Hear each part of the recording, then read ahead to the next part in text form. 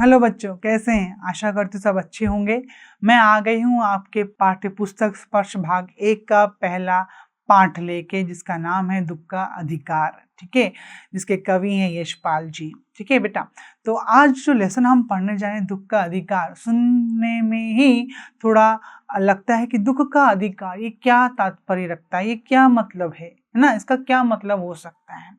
दुख का अधिकार, ये यशपाल जी जो हैं, ये एक ऐसे कवि हैं जिन्होंने हमें ये बताया या जिन्होंने एक व्यंग किया है कि बड़े परिवार और छोटे परिवार में क्या अंतर आ जाता है, गरीबी क्या होती है, गरीब परिवार का क्या दुख होता है, बड़े परिवार में क्या दुख होता है। दुख तो सबको बराबर सा होता है बेटा, है ना। यदि परिवार में कोई किसी की मृत्यु हो जाती है, कोई मर जाता है, तो उसका दुख तो उनके परिवार वालों को ही मालूम पड़ता है कि उनकी क्या वेदना है ना बेटा। उसी तरह इस पाठ के माध्यम से कवि हमें दुख मनाने का अधिकार क्या गरीबों को है तो क्यों दुख नहीं मना सकते। गरीब अमीर आदमी के पास पैसा है, उसके पास समय है, तो वो दुख को कितने लंबे समय तक उसको बिताता है।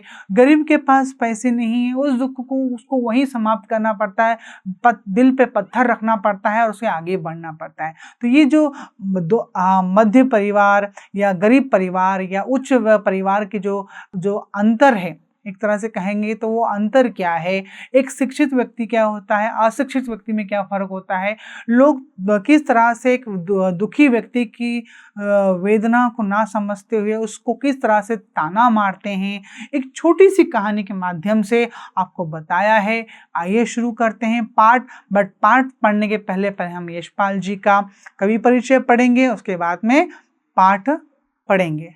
चलो स्टार्ट करते हैं यशपाल जी का कवि परिचय। ठीक है, तो यशपाल जी का जन्म कब है? 1903 से लेके 1976 के बीच बताया जाता है। आइए शुरू करते हैं। तो यहाँ पे देखिए, यशपाल का जन्म जो है फिरोजपुर छावनी में सन 1903 में हुआ। इन्होंने आरंभिक शिक्षा स्थानीय स्कूल में और उच्च शिक्षा लाहौर में पाई। ठीक है, स्थानीय स्कूल मतलब क्या, लोकल जो होता है, आजू बाजू जो घर के पास जो होते हैं, वहीं जहाँ रहते थे वहीं पे उन्होंने अपनी जो स्टार्टिंग आरंभिक शिक्षा जो थी उन्होंने वहीं पे प्राप्त की और उच्च शिक्षा के लिए वो लाहौर भी गए। ठीक है, यशपाल विद्यार्थी काल से ही क्रांतिकारी गतिविधियों में जुट गए थे। मतलब क्रांतिकारी गतिविधियां मतलब क्या, देश से संबंधित है। 1903 की बात हो रही, जब उनका जन्म हुआ तब भारत जो है हमारा आजाद नहीं हुआ था बेटा, है ना।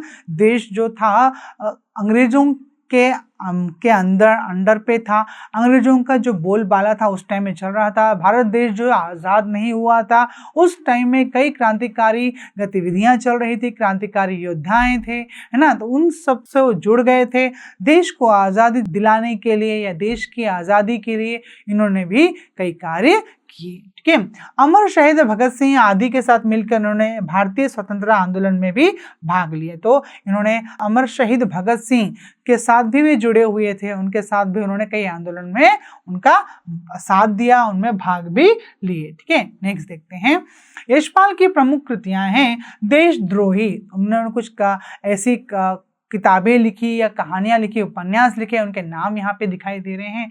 हमें देखते हैं देशद्रोही, हम दूसरा है पार्टी कामरेड, दादा कामरेड, झूठा सच तथा मेरी तेरी उसकी बात, ये सभी उपन्यास हैं।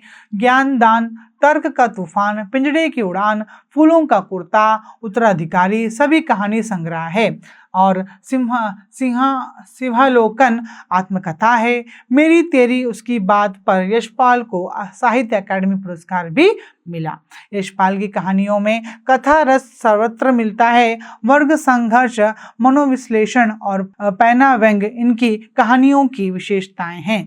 पैना व्यंग करते हैं, मतलब वो व्यंगात्मक कवि थे, व्यंग करते थे कि गरीब और अमीर और बड़े घर के परिवार के लोग, छोटे घर के परिवार के लोग किस तरह से उनका दुख होता है, या उनकी कहानियों का माध्यम था यही कि किस तरह से लोगों में सोच में परिवर्तन आता है, लोग किस तरह से सोचते हैं।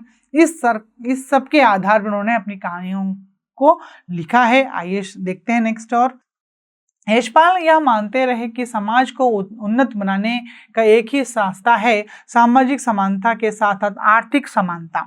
तो हम लोग एक तरह से कहा जाए बेटा, सब एक हैं, हम सब एक हैं, हम सब एक ही हैं, इस तरह से हम सोचते हैं। मगर जब बात आती है आर्थिक स्थिति की, पैसों की, तो तब हम lower middle class, lower class, below poverty level, high level, इस तरह में डिवाइड हो जाते हैं। आर्थिक स्थिति कभी समानता नहीं आती है, सोच में भी परिवर्तन आ जाता है और पैसों में तो अंतर आता ही है, तो वो बता रहे हैं। साथ ही साथ यशपाल ने अपनी रचनाओं में हिंदी के अलावा उर्दू और अंग्रेजी में के शब्दों का भी बेहिचक प्रयोग किया है। तो इनकी जो कविताएं हैं या उनकी जो कहानियां हैं, उनके जो उपन्यास है, उन्होंने हिंदी के तो लिखी है, उसके साथ उर्दू और अंग्रेजी के शब्दों का भी उन्होंने प्रयोग किया है। मतलब उन शब्दों का, उन भाषाओं का भी उनको बहुत नॉलेज था, तो उन शब्दों का भी उन्होंने प्रयोग बीच बीच में किया है। तो आइए हम पाठ शुरू करते हैं, दुख का अधिकार।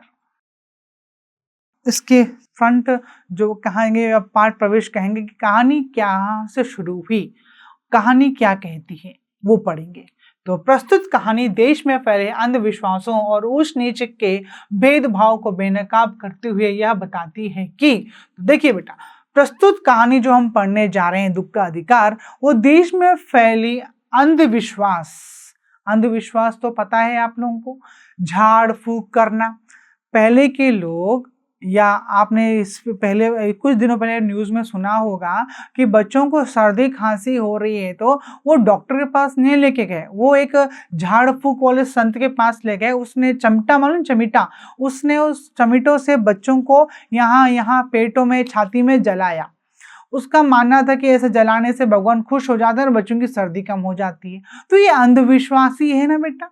इससे क्या हुआ, एक बच्चे का शरीर इतना जल गया कि वो उसे हॉस्पिटल में एडमिट करना पड़ा। तो माँ बाप की सोच देखिए, अंधविश्वास इस तरह से पहले फैला हुआ था, आज तो भी कम है, मगर फिर भी लोग अंधविश्वास के चक्कर में बहुत गलतियां कर चुके हैं, बहुत गलती हो रही है और उसका फायदा कोई और उठाता है। तो हमें ये अंधविश्वास से बचना है, उससे फैलने नहीं देना है, इस पे हमें ध्यान देना है।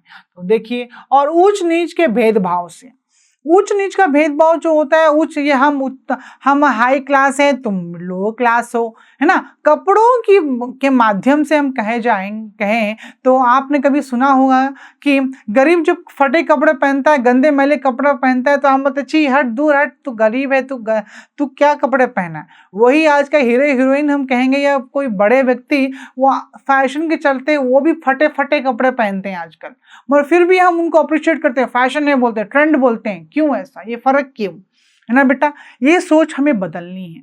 भले ही वो कपड़े फटे पहने, हमें क्या मालूम है, या हम क्या सोचते हैं, भाई हम अमीर आदमी है, कुछ भी पहन सकता है, कुछ भी पहन ले उसे फैशन मिलेगा, और गरीब कुछ भी पहने वो गरीब ही कहलाएगा, उसे हम हीन भाव से ही उसे देखेंगे। तो ये जो विचार है, ये जो भेदभाव है, इसे हमें कम करना है, सोच को में कई परिवर्तन हमें लाना है। तो आइए और जानते हैं कि दुख की अनुभूति सभी को समान रूप से होती है। हाँ, दुख की अनुभूति जो है सबको समान रूप से होती है, दुख सबको बराबर होता है ना। गिरता तो सबको चोट बराबर लगती है, दर्द भी सबको बराबर ही होता है, मगर फिर भी चोट गरीब क्या करता है, गरीब बच्चों को देखो, खेलते जाते हैं तो मट्टी में खेलते हैं, देखते हैं लग गया, उड़ते हैं, मट्टी लेते हैं, यूं रगड़ लेते हैं, मट्टी से साफ कर लेते हैं, या पेड़ के 4 पत्ती तोड़ते हैं, उसका रस निकालते हैं, उसमें डाल लेते हैं और फिर खेलना शुरू। वही बड़े घर के बच्चे, हा गिर गया मेरा बच्चा, लग गया मेरा बच्चा, वो उठ नहीं पाता, चल नहीं पाता, उसको डॉक्टर के पास लेके जाएंगे, बैंडेज लगवाएंगे, इंजेक्शंस लगवाएंगे, ये दुनिया के उनके साथ में काम किया जाता है। तो आप सोचिए तो कितना फर्क है। वही गरीब बच्चा उड़ता है, मट्टी लगा लेता है, या पत्ते कोई तोड़ता है, उसका रस लगा लेता है और हल्दी लगा लेता है, वो ठीक हो जाता है। और यहाँ पे अमीर घर के बच्चे उसको लेके 4 दिन बेड पे बैठे रहते हैं। तो ये फर्क होता है उनमें, ठीक है। तो यही बताया कि दुख की अनुभूति सबको बराबर है, मगर दुख जो सहन करना, उसको भूल के आगे बढ़ना केवल कुछ लोग ही करते हैं, कई लोग उसको लेके ही बैठ जाते हैं। यहाँ वही बताए हैं कि कहानी धनी लोगों की अमानवीयता और गरीबों की मजबूरी को भी पूरी गहराई से उजागर करती है। तो ये जो कहानी है, एक अमीर लोगों की अमानवीयता को बताता है, गरीब की जो मजबूरी है, वो किस तरह से मजबूर है, किस तरह से दुखी है, उसके बारे में बता रहा है। यह सही है कि दुख सभी को तोड़ता है, दुख में मातम मनाना हर कोई चाहता है, दुख के क्षण से सामना होने पर सब अवश्य हो जाते हैं, पर इस देश में ऐसे भी अभागे लोग हैं जिन्हें ना तो दुख मनाने का अधिकार है और ना अवकाश। तो छुट्टी है ना दुख मनाने का उनको मौका मिलता है। इस तरह से वो दुखी होते हैं मगर फिर भी दिल पे पत्थर रखकर अपने काम में निकल जाते हैं, मजबूरी में निकल जाते हैं। उनके पास समय नहीं होता, एक कहा कि अधिकार नहीं होता कि बैठे और रोए ना। मातम मनाने के लिए बोले तो लोग हफ्ते, 2 हफ्ते, 4 हफ्ते, एक तरह से कहें सालों मातम मनाते बैठे, मगर मातम मनाते बैठने से कार्य रुकता है? मानते हैं कि बोला भी यही जाता है कि किसी के जाने से या किसी के आने से कार्य नहीं रुकता, जो कार्य होना है वो समय पे होता है। मगर जो दुख व्यक्त करने का जो अधिकार है केवल अमीरों को है या दुख गरीबों को नहीं है? गरीबों को क्यों नहीं है? दुख तो सबको बराबर होता है बेटा। इस छोटी सी सोच को लेके यशपाल जी ने बहुत व्यंग किया है। क्या कहा है, आइए कहानी पढ़ते हैं, जानते हैं और उसके बारे में और डिस्कशन करते हैं। शुरू करते हैं।